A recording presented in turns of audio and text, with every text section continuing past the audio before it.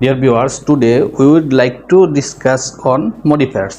প্রিয় শিক্ষার্থী, আজকে আমরা মডিফায়ার সম্পর্কে আলোচনা করব। তোমরা নিশ্চয়ই বোর্ডে দেখতে পাচ্ছ। কথা না বাড়িয়ে তার পূর্বে সবাইকে লাইক, কমেন্ট এবং শেয়ার করে পাশে থাকার আহ্বান থাকবে। আমরা জানি মডিফায়ার্স, তোমরা যারা এসএসসিএম আলিম ক্লাসের শিক্ষার্থী, তোমাদের জন্য আজকের টপিকটি। মডিফায়ার্স মূলত দুই প্রকার, প্রি মডিফায়ার্স এবং পোস্ট মডিফায়ার্স। তারপরে মডিফায়ার হিসেবে কারা বসে বা কারা কারা মডিফায়ার হিসেবে পরিচিত। এর মধ্যে বেসিক্যালি অ্যাডভার্ব এবং অ্যাডজেক্টিভ মডিফায়ার হিসেবে ব্যবহৃত হয়, তবে এর ব্যতিক্রমও আছে। তবে এই দুইটার ব্যবহার বেশি, দুইটাই মূলত মডিফায়ার হিসেবে ব্যবহৃত। এর মধ্যে অ্যাডজেক্টিভের পরিমাণটা আরও বেশি। তারপরে যদি বলি যে প্রি মডিফায়ার্স, কারা প্রি মডিফায়ার্স হিসেবে ব্যবহৃত হয়? Article, determiner, quantifiers, intensifiers, adjective, adverb, present participle, past participle etcetera. অর্থাৎ এই জাতীয় যেই উপাদানগুলো আছে বা আইটেমগুলো আছে, এগুলো প্রি মডিফায়ার হিসেবে ব্যবহৃত, অর্থাৎ পূর্বে বৈশা মডিফাই করে। আর পোস্ট মডিফায়ার হিসেবে ব্যবহৃত এগুলোর মধ্যে আছে present participle, past participle, infinitive, 2+B1, 2+B1 এটাকে আমরা ইনফিনিটিভ বলি।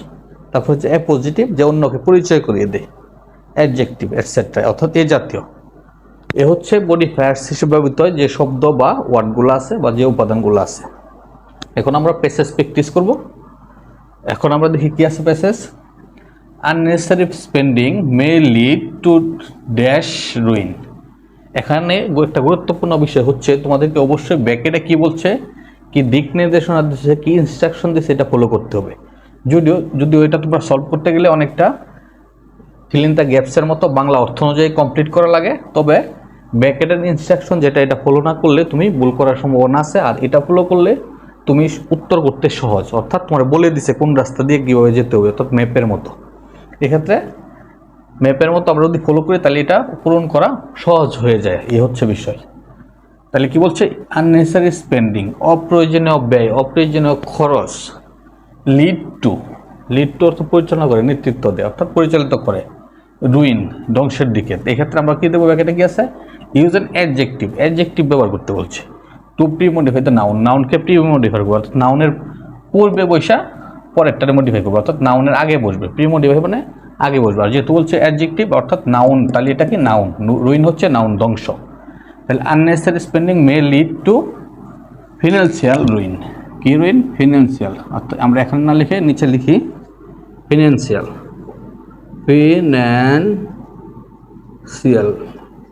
অর্থাৎ অর্থনৈতিক ধ্বংসের দিকে। অপ্রয়োজনীয় ব্যয় একজন ব্যক্তি, একজন মানুষকে বা আমাদেরকে অর্থনৈতিক ধ্বংসের দিকে দাবিত করে, পরিচালিত করে।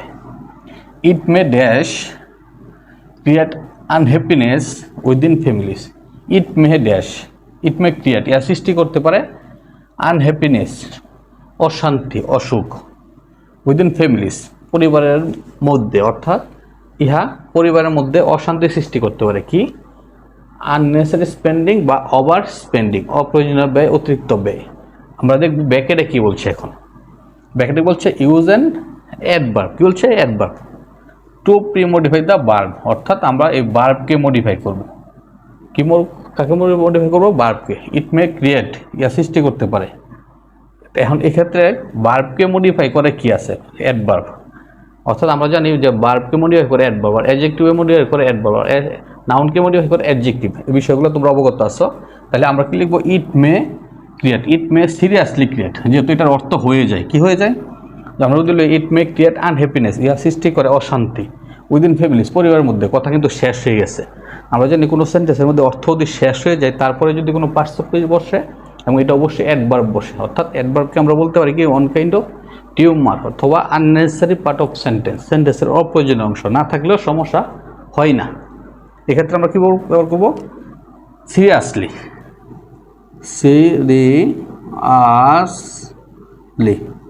অর্থাৎ ইহা মারাত্মকভাবে পরিবারের মধ্যে অশান্তি সৃষ্টি করে। কি? অতিরিক্ত ব্যয়, অর্থাৎ টানাপোড়েন দেখা দেয়, তখন অশান্তি সৃষ্টি হয়। Dash people are never satisfied with what they have. এক্ষেত্রে বলছে ইউজ অ্যান অ্যাডজেক্টিভ, অর্থাৎ এখানে অ্যাডজেক্টিভ ব্যবহার করা লাগবে two pre modify the noun, অর্থাৎ পিপুলকে মডিফাই করতে যায়। কাকে? আমরা পিপুলকে মডিফাই করব। বোঝার চেষ্টা করো, পিপুলকে মডিফাই করব, তার আগে লিখবো, অর্থাৎ প্রি মডিফাই, অর্থাৎ যারা মডিফাই করে তার পূর্বে বসবে, আগে বসবে। Use an adjective. কি বলছে? অ্যাডজেক্টিভের কথা বলছে কিন্তু। তাই যেহেতু পিপল হচ্ছে নাউন, অতএব এখানে আমরা কি করব, অ্যাডজেক্টিভ ব্যবহার করব। নাউনকে মডিফাই করতে বললে এর অ্যাডজেক্টিভ বসে, এটা আমরা ইজিলি বুঝতে পারি বা ধরে নিতেই পারি।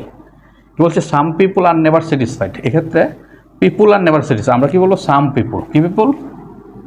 সাম পিপুল বা মেনি পিপুল, অনেক মেনিও ব্যবহার করতে পারবো, অ্যাডজেক্টিভের কাজ করে। মেনি পিপুল অথবা some people are never satisfied with what they have. কিছু লোক আছে যারা তাদের যা আছে তা নিয়ে সন্তুষ্ট না। কি বলছে, স্যাটিসফাইড না উইথ হোয়াট দে হ্যাভ, যা তাদের আছে। দে